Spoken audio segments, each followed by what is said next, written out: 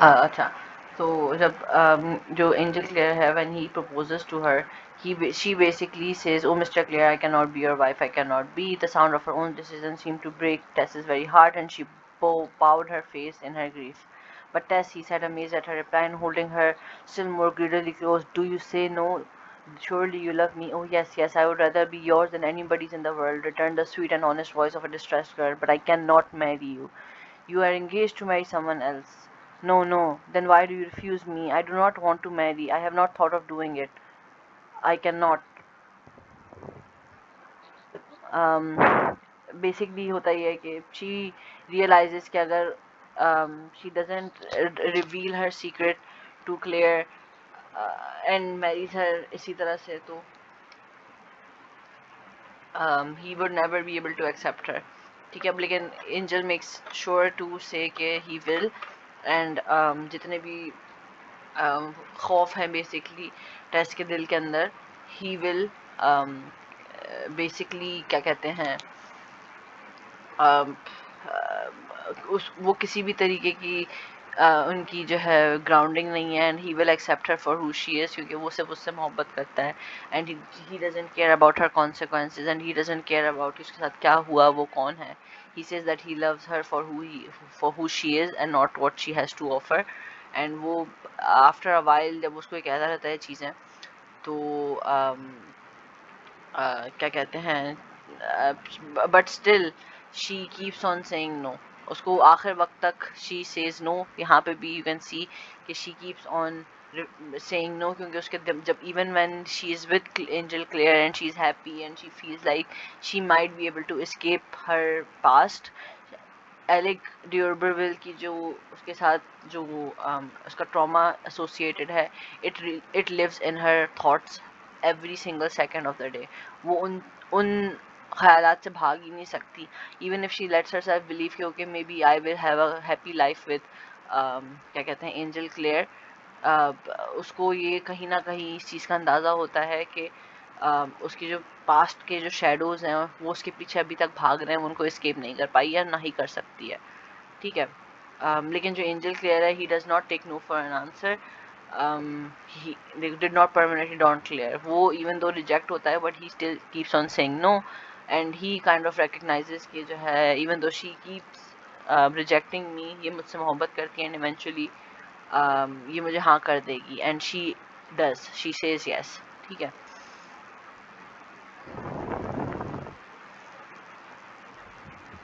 After a while ये चलता रहता है back and forth, and she eventually ends up saying yes to the wedding. ठीक है.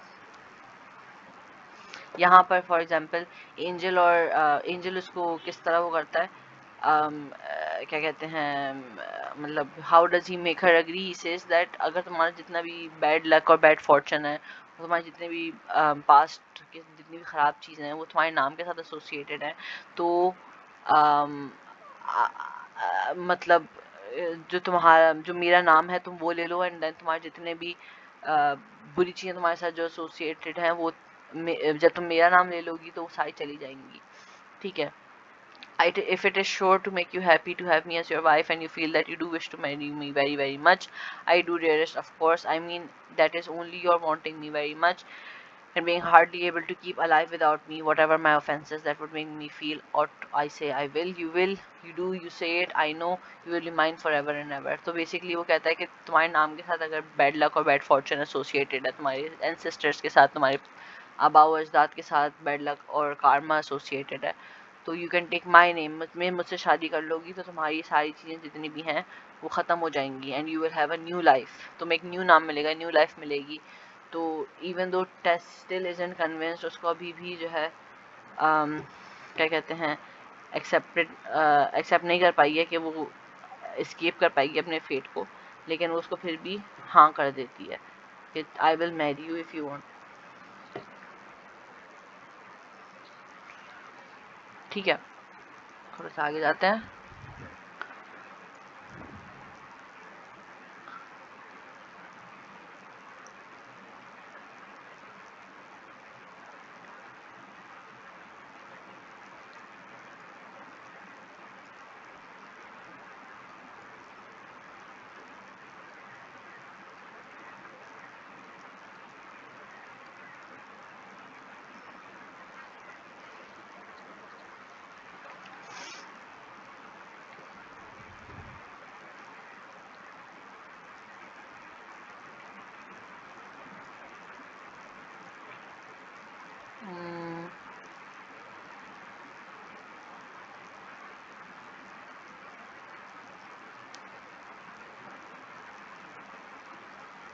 बेसिकली अच्छा जिनकी शादी से पहले का जो दिन होता है उसमें जो है टेस्ट चाहती है कि वो उनको शादी से पहले अपनी जो है जितनी भी उसकी फॉल्ट्स हैं टेस्ट की, यानी बेसिकली कि she is not a virgin, she has had a child, उसके साथ एलेक डर्बरविल ने जो भी कुछ किया उसको बता दे।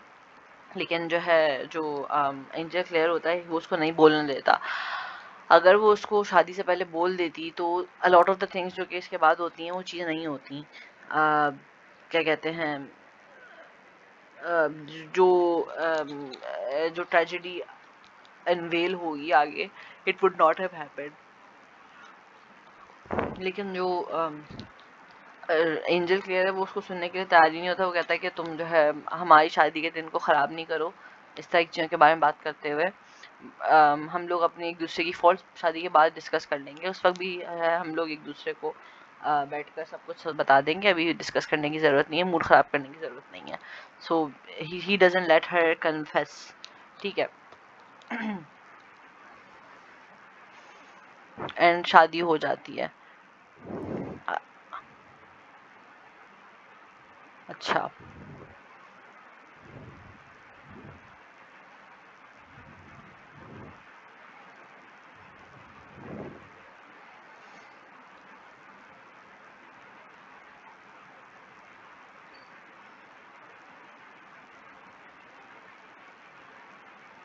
हम्म,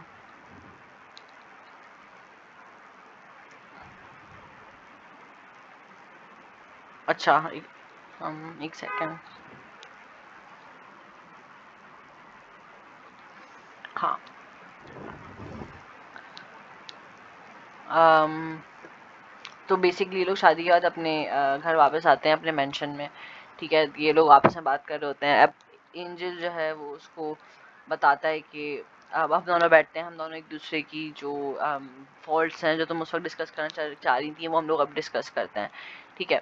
अब जब ये दोनों बैठते हैं he tells her that he has been with women before और ही हैज़ हैड क्या कहते हैं been involved with other women और तस्ता करके। ठीक है, उसको ये बता देता है एंड शी फॉरगिव्स हिम। वो कहती है चलो आई forgive you even though you've been in relationships with other women and you have had experiences with other women, मैं तुम्हें माफ़ कर देती हूँ। बट देन एंजल उसको बोलता है कि लाइक अब तुम बताओ तुम्हारा क्या है। एंड जब वो बताती है, ठीक है, um, वो उसको एक्सेप्ट नहीं कर पाता। ये जो पूरा यहाँ पे एक्सेप्ट है ये देख सकते हैं यहाँ पे कि she says I forgive you Angel, forgive me as I have as you are forgiven, I forgive you. लेकिन वो उसको फॉरगिव नहीं कर पाता।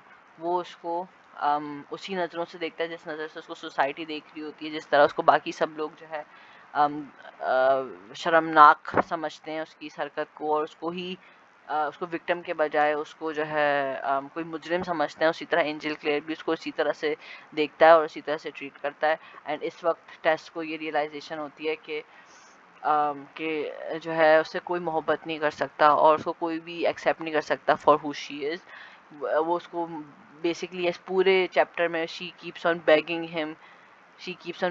हिम कि जो है please accept me, please you said you would accept me, तुमने कहा था तुम मांग, I have been hoping praying to make you happy, I have thought what joy it will be to do it, what an unworthy wife I shall be if I do not, that's what I have felt Angel, I know that, I thought angel that you love me my very self as it is I you do love, how can it be that you look and speak so it frightens me।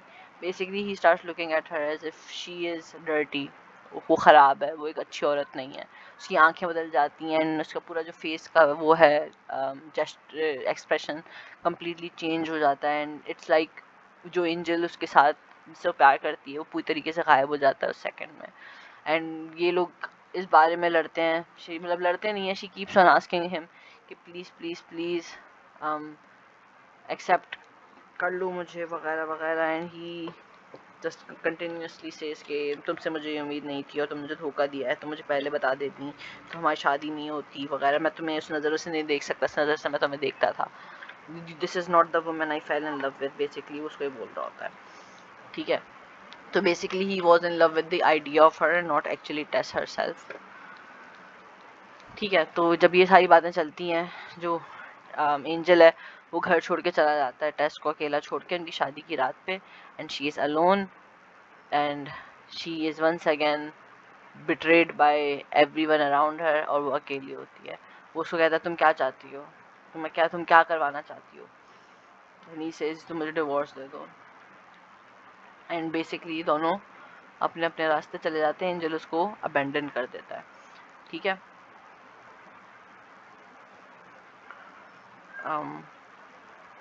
अब story ख़त्म कैसे होती है. अब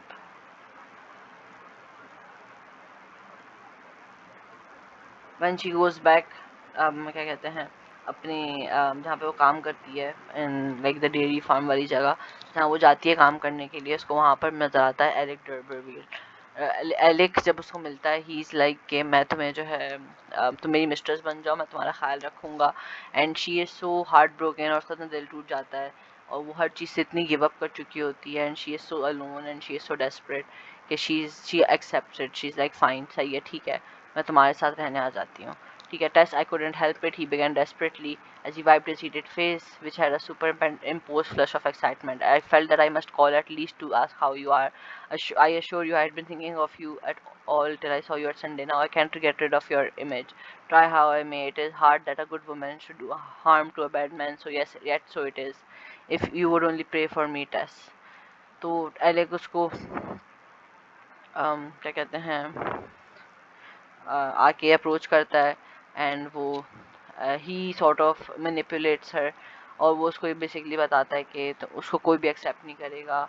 और उसको दिमाग के अंदर फिर एंजल की मेमोरीज आती हैं कि किस तरह एंजल ने उसको बेसिकली फेंक दिया होता है. तो शी एक्सेप्ट्स इट, वो मैनिपुलेट हो जाती है इन अ मोमेंट ऑफ वीकनेस, और वो एलेक डर्बरफील्ड के साथ चले जाती है. ठीक है. um,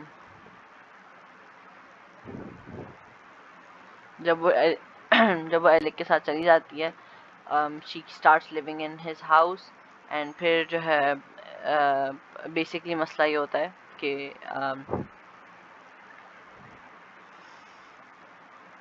जो वाइल शी इज़ विथ, ये पूरा एक लेटर है. ठीक है. ये लिखती है अपने हस्बैंड के लिए Tess. And she lets him know कि वो क्या कर रही है, किस तरह से उसकी ज़िंदगी चल रही है. She basically still loves him and she still is waiting for him, and वो चाहती है कि वो वापस आ जाए. एंड शी सेज कि मैं अभी भी तुम्हारा इंतज़ार कर रही हूँ, एंड अगर तुम मुझे कह दो कि मैं तुम्हारे पास वापस आ जाऊँगा, तो मैं सब छोड़ के तुम्हारे पास अभी भी क्या कहते हैं तुम्हारे साथ रहने के लिए तैयार हूँ. And she just heart broken and she is ready to live her life with Angel. But वो स्टिल क्या कहते हैं मिस्ट्रेस बन के एलेक के साथ रह रही होती है. जब एंजल का सी लेटर आता है, he finally gets into his senses, और वो टेस के पास भागता भागता चला आता है. जब वो टेस के पास आता है, तो टेस को ये टेस जब देखती है कि एंजल क्लियर वापस आ गया है, so she gets extremely guilty, और उसको ऐसा वो गुस्सा आता है.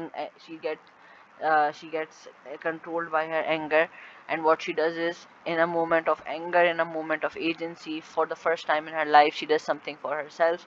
वो जाती है और वो एलेक डर्बरविल का कत्ल कर देती है. क्योंकि he is the reason for all of her grief, all of her pain. So she finally takes a moment for her own self, और पहली दफ़ा she kills एलेक डर्बरविल. ठीक है. ये कत्ल करती है उसका. And then both of them, जो टेस है और एलेक एंजल हैं, ये जो है भाग जाते हैं. And they keep on running running running in order to escape. जो भी अथॉरिटीज़ और पुलिस वगैरह होती हैं, उनसे बचने के लिए दोनों भाग जाते हैं. बट क्योंकि ये एक नेचुरलिस्टिक नावल है, इसलिए at the end of the novel what happens is, Angel Clare और टेस दोनों को जो है पुलिस और जो अथॉरिटीज़ होती हैं पकड़ लेती हैं. And they basically kill both Tess and Angel Clare. ठीक है. ये लोग फाइनली एक कमरे में आते हैं. They think that they are safe here, and they can live here a few weeks, and they can stay here. और उनको अच्छी तरीके से क्या कहते हैं, मतलब एटलीस्ट यहाँ पे उनको शेल्टर मिल सकता है, बट दे आर रॉन्ग.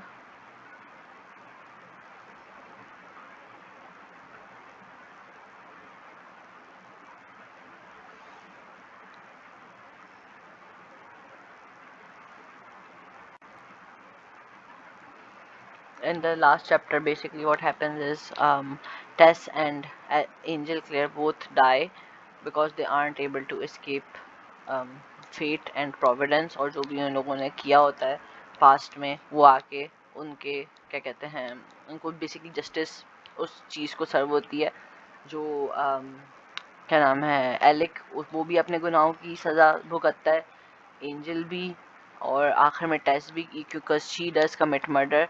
तो उसकी वजह से everybody at the end of the play और at the end of the novel have to face the consequences of their own actions, and कोई भी अपनी फेट से नहीं बच पाता.